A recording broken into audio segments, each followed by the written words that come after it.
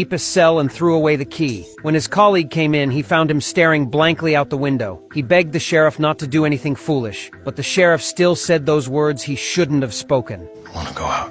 No one who had ever uttered those words had survived. In this future world, humans lived 5,000 feet underground. There was a special rule. Anyone who said, "I want to go out," would be forcibly sent to the surface to perform cleaning duties. Everyone previously sent to the surface had died from the toxins that supposedly filled the outside world. Yet the sheriff fearlessly spoke those forbidden words. His decision stemmed from his wife Ellie's mysterious death 3 years ago. That day, Ellie had shouted in the cafeteria that the outside world was actually beautiful and thriving. The ruins everyone saw on their screens were deliberately altered images. The purpose was to keep people imprisoned underground, never thinking of leaving. When no one reacted, she uttered the forbidden words.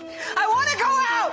As the sheriff, her husband had no choice but to personally escort her to the surface. The bunker residents watched Ellie's exit via live broadcast. After stepping outside, Ellie wiped the bunker's camera lens with wool. Everyone excitedly thought the outside world might finally be habitable. But to their dismay, Ellie collapsed after taking just a few steps and never moved again. Once more, people's hopes were crushed. However, only the sheriff knew that Ellie had told him before leaving. If the outside world was livable, she would turn back and wipe the camera. Her death must have had another cause. To uncover the truth, the sheriff also spoke the forbidden words. The mayor fitted him with a protective suit and sent him out. He climbed the long stairway leading to the surface. When the bunker door opened, he was astonished by what he saw. The surface world was indeed beautiful and flourishing, just as his wife had described. There were even birds flying in the sky. Desperate for the bunker residents to know the truth, he ran back toward the entrance and wiped the dust from the camera with wool.